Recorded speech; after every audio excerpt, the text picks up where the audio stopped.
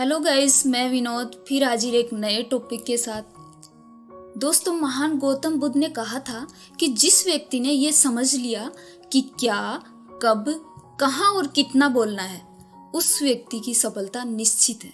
उस व्यक्ति को कोई भी सफल होने से नहीं रोक सकता, उसको कामयाबी जरूर मिलेगी। लेकिन दोस्तों, आज के युग में आजकल कोई भी किसी की सुनना ही नहीं चाहता। सब अपनी सुनाना चाहते हैं, सब बोलते ही जाते हैं, कोई मौन रहना ही नहीं चाहता। कहते हैं कि तलवार का घाव भर जाता है। अगर हम तलवार से किसी को काट दें, मार दें या थोड़ा सा उसको लग जाए तो घाव ठीक हो जाता है धीरे धीरे। लेकिन जो वाणी का घाव है वो कभी नहीं भरता।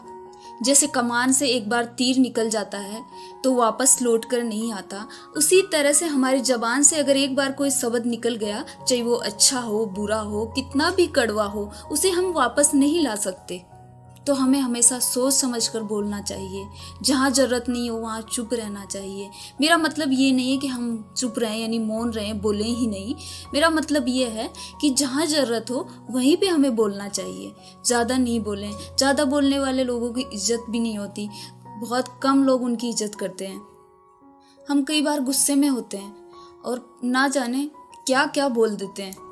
गुस्से में पता नहीं होता हम क्या बोल रहे हैं, क्या नहीं बोल रहे।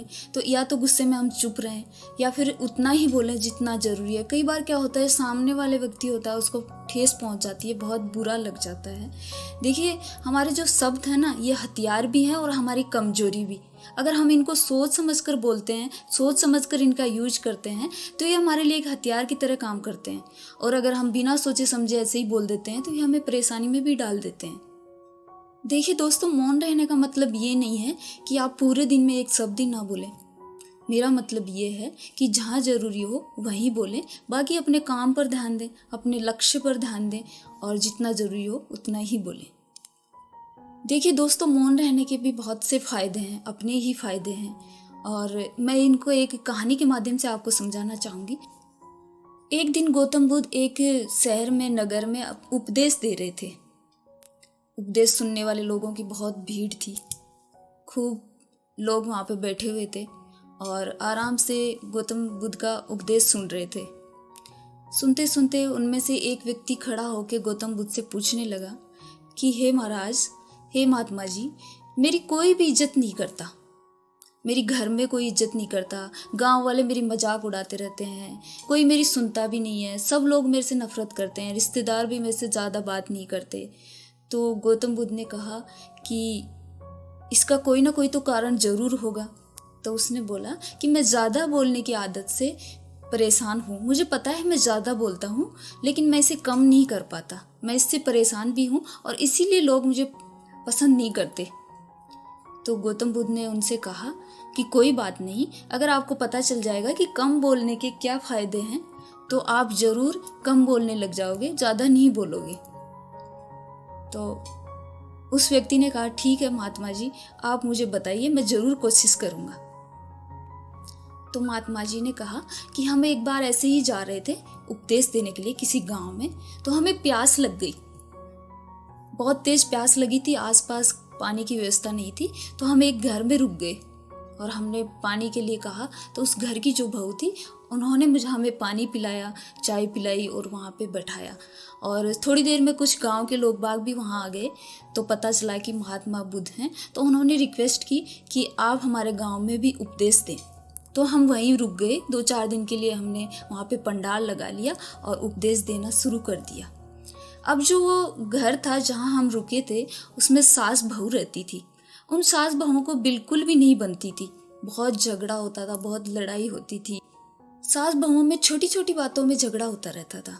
सास अपना रौब दिखाने के लिए बहू को खरी खोटी सुनाती थी। अब बहू भी कुछ कम नहीं थी, वो भी पलटवार करती थी, सास को ताने मारते हुए कोसती रहती थी। कहने का मतलब ये है कि उनके घर में बिल्कुल भी शांति नहीं रहती थी। छोटी छोटी बातों पे वो दोनों बहुत झगड़ती थी, एक दूसरे को फूटी आंख भी नहीं सुहाती थी। गांव में जाती थी, सास बहू की बुराई करती थी, बहू सास की बुराई करती थी, यानी एक दूसरे की बातें ही करती रहती थी। और गांव वाले भी उनकी खूब हंसी उड़ाते थे, पड़ोस वाले हंसी उड़ाते थे कि देखो सास बहू में कैसे झगड़ा होता है और एक दूसरे की चुगलियाँ करती रहती हैं। अब गौतम बुद्ध ने कहा कि हमारा वहाँ पंडाल लगा हुआ था, तो चोरी छुपे बहू हमारे पास आई और बोली कि मेरी सास मुझसे बहुत झगड़ा करती है, आप कोई उपाय बताइए ना महाराज जी। तो गौतम बुद्ध ने थोड़ा सा सोचा, थोड़ा सा दिमाग लगाया और फिर 2-4 पर्ची दे दी उसको। कुछ भी नहीं था उनमें, यानी ऐसे फोल्ड करके एक पेज को उन्होंने काट के 8-10 उसकी फोल्ड करके पर्चियाँ बना दी, पुड़िया सी जो बनाते हैं उस तरह से, और उस बहू को दे दिया और बोले जब भी तेरी सास तुझे लड़ाई करे यानी गाली दे या कुछ भी खरी खोटी सुनाए तो इसमें से एक पर्ची लेना, इसमें कुछ मंत्र है, और अपने दांत के नीचे दबा लेना और कुछ बोलना नहीं है, बस दांत के नीचे दबा लेना, जो कुछ बोले बोलने देना, 2-4 दिन में सब ठीक हो जाएगा, ये मंत्र तेरी सास पे काम करेगा।